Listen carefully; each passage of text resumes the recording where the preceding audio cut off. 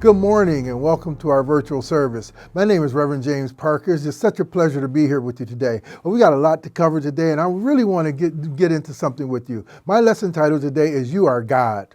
According to an old Hindu legend, there was once a time when all human beings were gods, but they so abused their divinity that Brahma, the chief god, decided to take it away from them and hide it where it could never be found. Where to hide their divinity was the question. So Brahma called a council of the gods to help him decide. Let's bury it deep in the earth, said the gods. But Brahma answered, no, that will not do, because humans will dig into the earth and find it. Then the gods said, let's sink it in the deepest ocean. But Brahma said, no, not there, for they will learn to dive into the ocean and will find it. Then the god said, let's take it to the top of the highest mountain and hide it there. But once again, Brahma replied, no, that will not do either, because they will eventually climb every mountain and once again take up their divinity. Then the gods gave up and said, we do not know where to hide it because it seems that there is no place on earth or in the sea that human beings will not eventually reach. Brahma thought for a long time and then said, here's what we'll do. We will hide their divinity deep in the center of their own being, for humans will never think to look for it there. All the gods agreed that this was the perfect hiding place, and the deed was done. And since that time, humans have been going up and down the earth, digging, diving, climbing, and exploring, searching for something already within themselves. Isn't that so true? Friends, within every person lives the gift and unborn potential of divinity and limitless growth. And we have the privilege of giving birth to it. Paul referred to it as the mystery hidden for ages and generations, Christ in you, the hope of glory. Did you know that your greatest gift is not off in the distance somewhere? It isn't hidden somewhere. It's not sunken somewhere. It's not buried somewhere. No, it's right inside of you.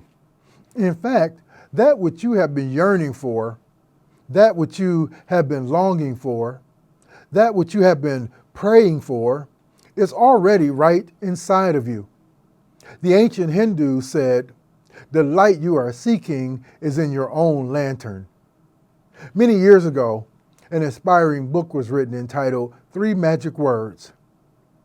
In it, the author discusses the ability that each one of us has to become a miracle worker and to live up to the idea of the promise made by God. The book does not reveal what the 3 magic words are until the end. But by the end, the reader discovers that the words are, you are God. Not God in the sense of above all others and better than everyone else, but in the sense of being eternally connected to your source, being the allness of a drop of water in the ocean. In other words, you are not simply a drop in the ocean, you are the entire ocean in a drop.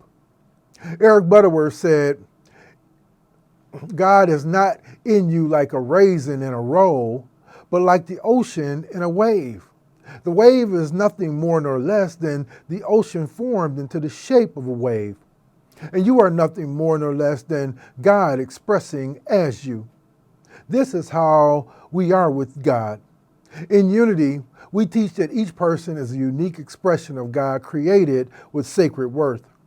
In fact, our second principle says the presence of God is in every person. Living from this awareness can transform your life and the world. And the more you awaken to your divine nature, the more fully God expresses in and through you. There is a great poem by Rumi that says, do you know what you are? You are a manuscript of a divine letter. You are a mirror reflecting a noble face. This universe is not outside of you. Look inside yourself. Everything that you want, you are already that. Knowing who we are is of paramount importance, since our perception about ourselves is the source of much of the potential and the limitations that we are subjecting ourselves to based on what we believe. Studies of God have thrived in all the religions of the world, most of which have dealt with an intellectual concept of a being out there somewhere. And we have been cleverly conditioned by artists' visualizations, such as Michelangelo's classic frescoes on the ceiling of the Sistine Chapel in Vatican City, to believe that God represents a massive figure of a man reaching down to touch man. It is a beautiful work of art, but not the best example of our attempt to define the indefinable. It is just art. In our quest for truth and reality throughout the years, many have attempted to catch the idea of the mystery of God in humans. 2,500 years ago, Ikhnaton, the great king of Egypt, said, "God is one and man is one in that one." Among the Greek philosophers, Plotinus stood out when he said, "Each being contains in itself the whole intelligible world. Therefore, all is everywhere, each is all, and all is each."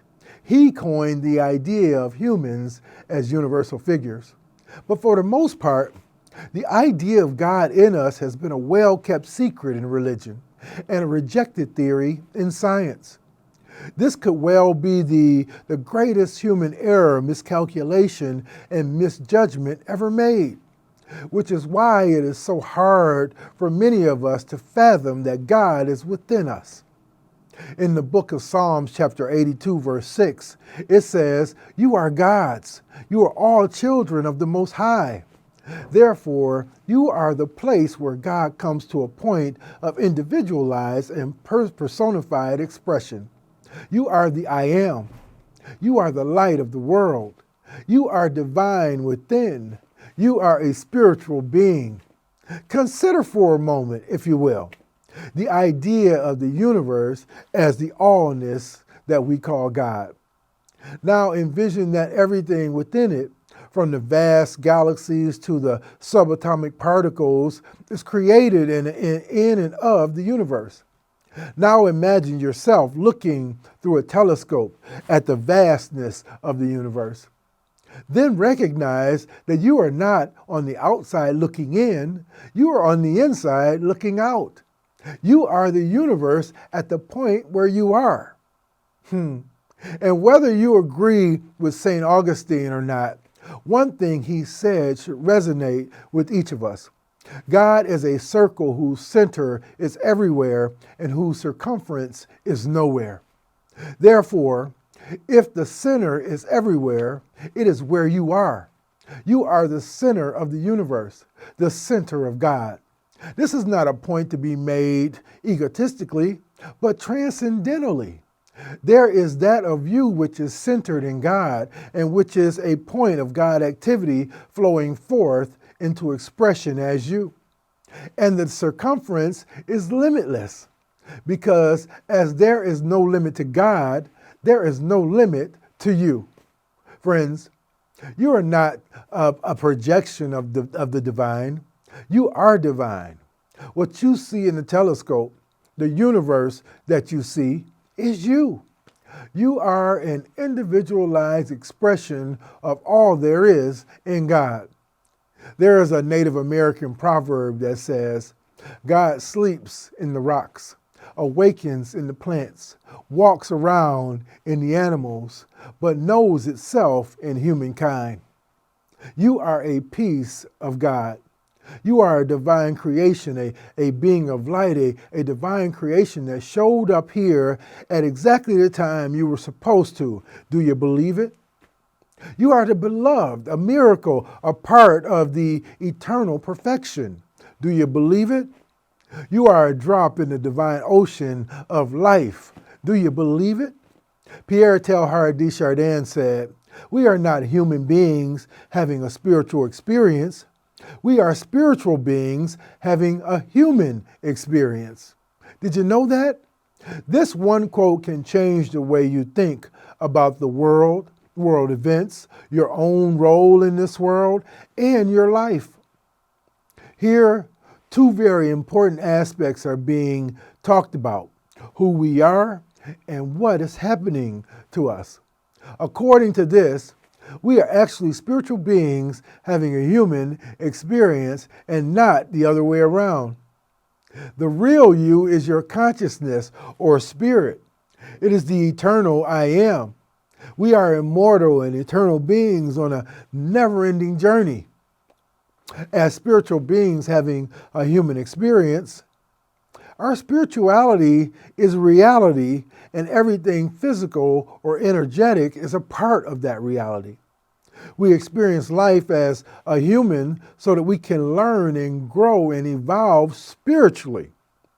Being a spiritual being having a human experience is very different from being a human being having a spiritual experience. The difference is whether we live our lives from the outside in or the inside out.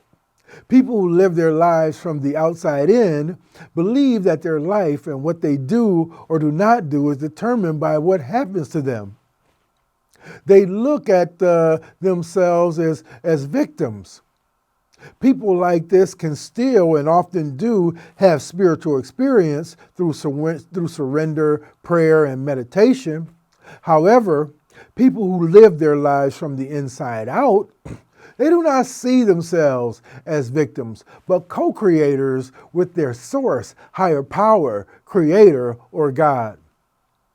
They take responsibility for their lives and know that everything is a result of their consciousness. If something is lacking in their lives, they either adapt or open themselves up to the divine wisdom, guidance, light, and order that is always available to them.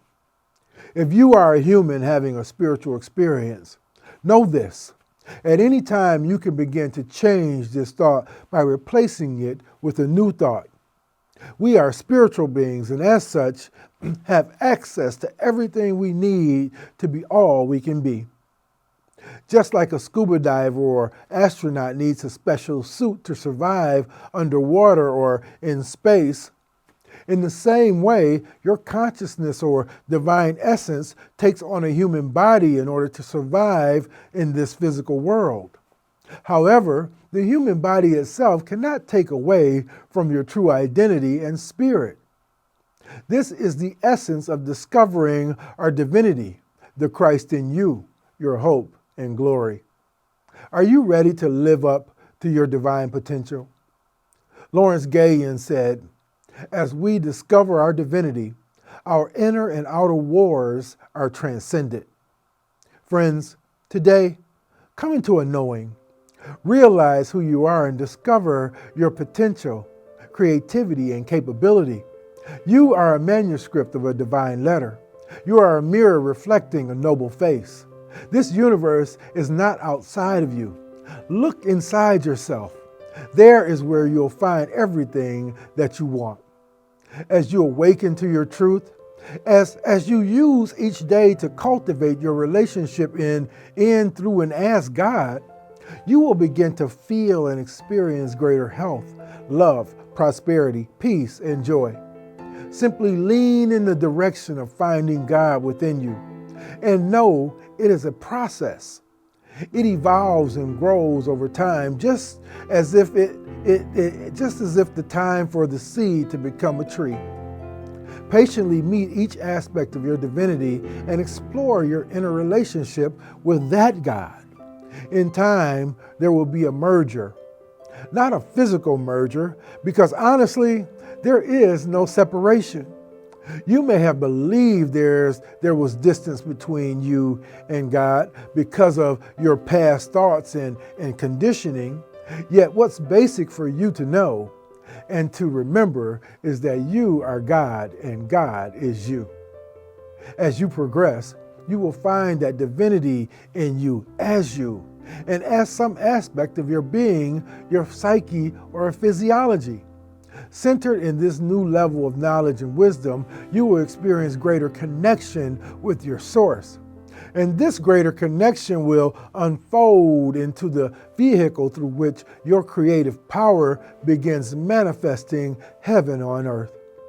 And then you will have solved the hidden mystery of the ages, for you are divine. You are a spiritual being. You are God. Are you willing to do this with me today? Well, thank you all, and God bless you.